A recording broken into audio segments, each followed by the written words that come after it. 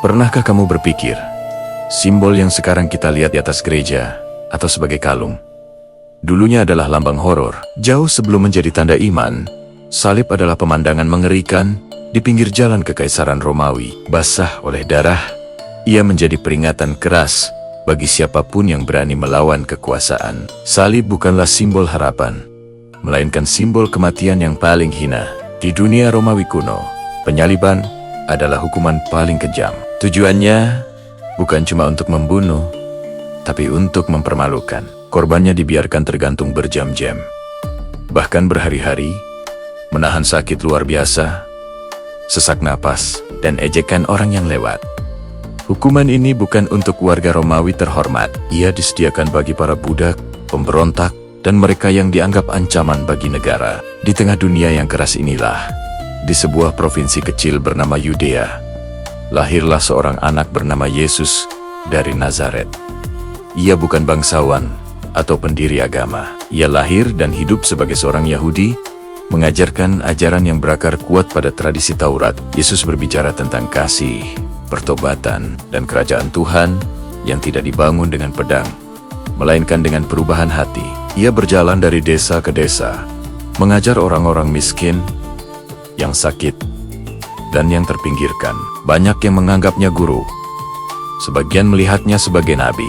Ada juga yang mulai percaya ia adalah Mesias yang dinanti-nantikan. Namun, di tanah jajahan Romawi, setiap pembicaraan tentang raja atau kerajaan adalah urusan politik yang sangat berbahaya. Ketika pengaruh Yesus semakin besar, kekhawatiran pun muncul, baik dari kalangan elit agama Yahudi maupun pejabat Romawi. Bagi Roma, stabilitas adalah segalanya. Setiap gerakan massa yang berpotensi memicu pemberontakan harus segera dihentikan. Kisah hidup Yesus di dunia ini berakhir tragis di sebuah salib. Ia ditangkap, diadili, dan dieksekusi dengan cara Romawi. Di mata penguasa, ia mati sebagai penjahat. Di mata banyak orang Yahudi pada saat itu, disalibkan adalah tanda kutukan Tuhan.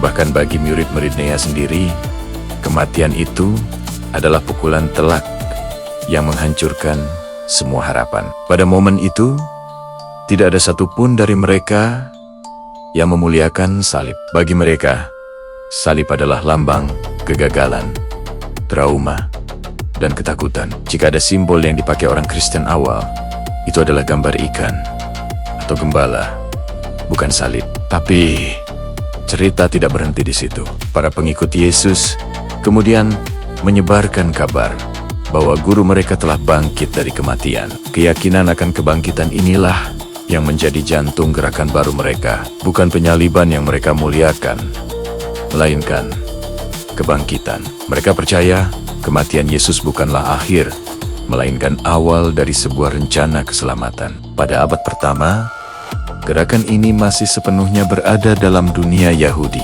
Mereka beribadah di sinagoga yang sama, membaca kitab suci yang sama, dan melihat diri mereka sebagai kelanjutan dari iman leluhur, bukan agama baru. Istilah Kristen bahkan belum ada. Mereka hanya dikenal sebagai pengikut jalan. Perubahan besar terjadi ketika ajaran ini menyebar keluar dari komunitas Yahudi dan masuk ke dunia Yunani Romawi. Disinilah tokoh bernama Paulus dari Tarsus memainkan peran kunci.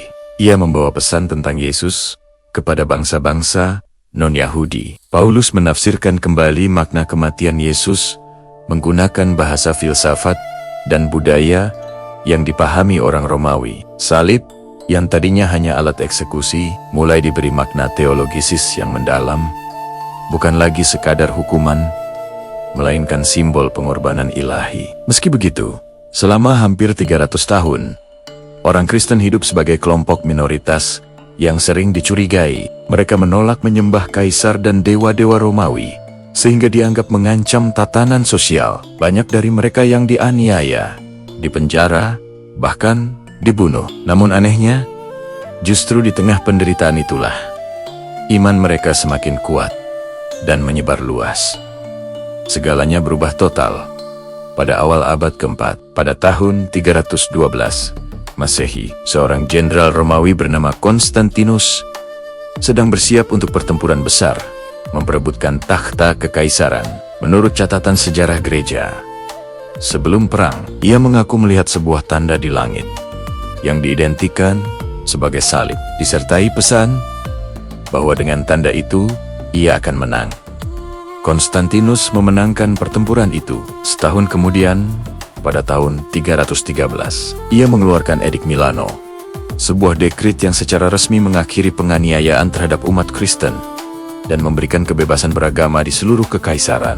Untuk pertama kalinya dalam sejarah, kekristenan tidak lagi diburu, tetapi dilindungi oleh negara. Disinilah makna salib mengalami transformasi yang dramatis. Dari alat teror Romawi, ia menjadi lambang kemenangan kekaisaran.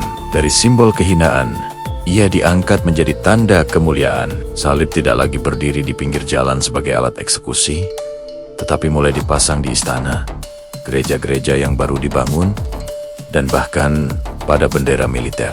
Seiring kekristenan yang semakin menyatu dengan kekuasaan Romawi, doktrin-doktrin agama pun mulai dirumuskan secara resmi. Konsili atau pertemuan para uskup diadakan untuk menetapkan ajaran mana yang dianggap benar. Konsili Naisea pada tahun 325 menjadi momen penting dalam menegaskan siapa Yesus menurut teologi Kristen. Seiring berjalannya waktu, salib menjadi pusat dari simbolisme iman Kristen. Ia dimaknai sebagai lambang kasih Tuhan yang tak terbatas, pengorbanan penebusan Yesus, dan jalan menuju keselamatan. Makna ini tentu sangat jauh berbeda dari makna aslinya di dunia Romawi kuno.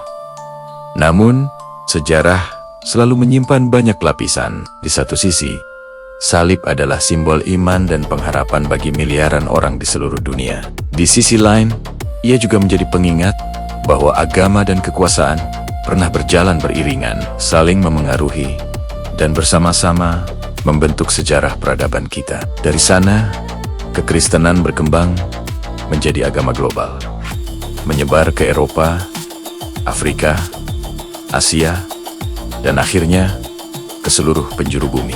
Di setiap tempat baru, ia bertemu dengan budaya lokal, beradaptasi, dan seringkali berubah bentuk.